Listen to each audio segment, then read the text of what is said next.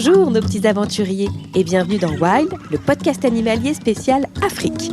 Dans cette série, nous sommes partis en Afrique du Sud, un pays rempli d'animaux extraordinaires. C'est là que vivent les lions, les girafes, les éléphants et même les hippopotames, les hyènes, les phacochères, en liberté bien sûr. Avec le professeur Sapiens, nous avons suivi des guides expérimentés qui travaillent avec ces animaux fantastiques. Ils les connaissent par cœur. Ils vont nous emmener avec eux sur leurs traces. Tu veux te joindre à nous ?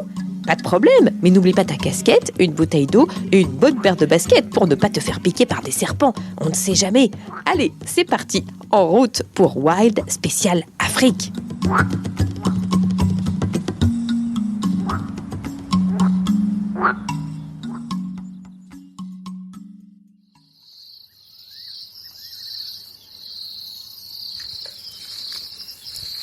Ah, qu'est-ce qu'on se marre dans cette savane! Professeur Sapiens, mais qu'est-ce que vous faites accroché au cou de cette girafe? Eh ben voyons, je m'amuse gamin, avec ma copine girafe. Votre copine?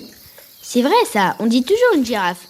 Est-ce que ça veut dire qu'il n'y a que des filles chez les girafes? Ah bah non, ça c'est pas possible. Il y a des mâles aussi bien sûr. Professeur, vous êtes sur un mâle ou sur une femelle? Comment voulez-vous que je le sache, vu d'ici? Je vois rien d'autre que son cou. Demandez donc à Ed, il est guide en Afrique du Sud, spécialiste de la vie sauvage. Regardez, il est juste derrière vous. Vous tombez bien, on se demandait, la girafe que nous regardons là, c'est un mâle ou une femelle? So we're currently looking at a bull giraffe. Nous sommes en train de regarder un mâle girafe, un mâle dominant. À quoi est-ce qu'on reconnaît le mâle d'une femelle? Eh bien, si vous regardez sa tête, vous avez l'impression qu'il a des cornes. On appelle ça des ossicones. Ce sont des os qui sortent de son crâne. Ils sont recouverts de peau. La différence avec les femelles, c'est qu'elles ont aussi des ossicones, mais beaucoup plus fines, recouvertes de cheveux. Les mâles, eux, sont complètement chauves. C'est facile à retenir car c'est comme chez l'être humain. Les femmes ont souvent plus de cheveux que les hommes. On dirait que les girafes sont très curieuses, elles sont toujours en train de nous observer. Yes, that's 100% correct. So they are very curious animals. Oui, c'est vrai. Ce sont des animaux très curieux, en effet. C'est aussi dû au fait que ce sont des animaux très grands, à la taille très haute. Souvent, ils voient ce qu'il se passe avant les autres. Si vous passez devant elle et qu'elle ne vous regarde pas, qu'elle fixe dans une autre direction, eh bien c'est certainement parce qu'elle a repéré un prédateur et qu'elle garde un œil sur lui au cas où il voudrait l'attaquer. Les girafes n'ont pas beaucoup de prédateurs, n'est-ce pas? En fait, elles n'en ont qu'un qui peut vraiment les attaquer, le lion. C'est vrai. Alors, on ne peut pas vraiment dire qu'elles n'ont qu'un prédateur. Ça dépend de là où elles sont, de la taille de la girafe. Mais vous avez raison de dire que leur principal prédateur, c'est le lion. Mais un lion ne l'attaquera jamais seul. Il n'est pas assez lourd, pas assez fort.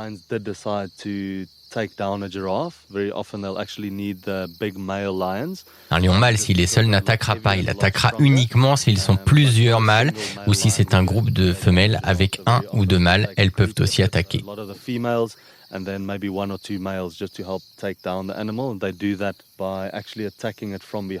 Mais c'est risqué pour les lions d'attaquer une girafe car elles savent bien se défendre en bottant les adversaires d'un coup de patte. Et elles peuvent même les blesser grièvement et même parfois les tuer. On est en train de la regarder boire, c'est très marrant de la voir écarter ses pattes pour baisser sa tête dans l'eau, mais c'est aussi un sacré exercice pour elle. Oui, c'est très difficile pour elle, ça demande beaucoup d'efforts, mais aussi très risqué parce que quand elle boit, elle ne peut pas surveiller si des prédateurs veulent l'attaquer. Elles sont donc vulnérables.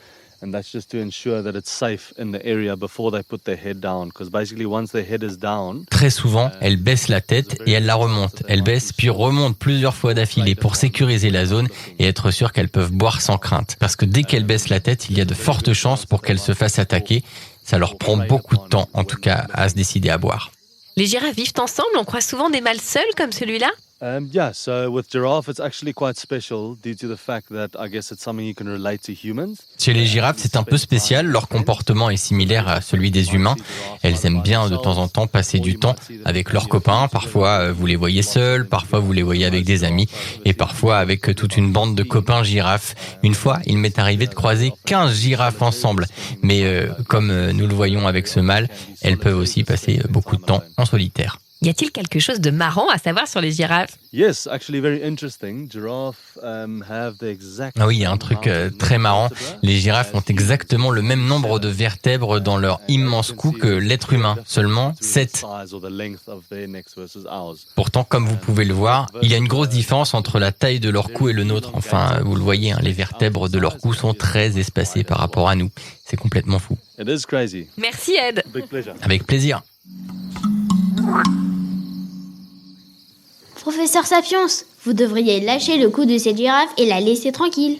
Mais non, gamin, cette girafe m'adore, ça se voit. À votre place, j'écouterai Elliot, professeur. La girafe vient de repérer un point d'eau. Elle va sûrement se mettre à boire bientôt. Et si elle boit... Son cou va se baisser dangereusement. Mais non, enfin, je sais ce que je fais depuis le temps que je côtoie mes girafes. Plus d'1 million d'années. À l'époque, on les appelait les Civaterium. Et vous savez quoi? Elles avaient les pattes courtes et trapues. Leur cou était presque normal. Elles ont bien changé pendant l'évolution, hein. Hé, qu'est-ce que tu fais, ma petite girafe? Non, ne te baisse pas. Reste là-haut, sois gentil. Non. Et voilà, il est tombé. Il a beau côtoyer les animaux depuis plus d'1 million d'années, il continue à en faire qu'à sa tête. Trop marrant cette glissade sur le cou de la girafe. Qu'est-ce qu'on se marre dans la savane. Alors, ça t'a plu cet épisode de Wild spécial Afrique? Ne t'en fais pas, il y en a plein d'autres qui arrivent. N'hésite pas à nous poser des questions sur les réseaux sociaux. Wild, le podcast animalier, est sur Facebook et sur Instagram. Tu peux aussi nous mettre une note sur iTunes. À bientôt, nos petits aventuriers.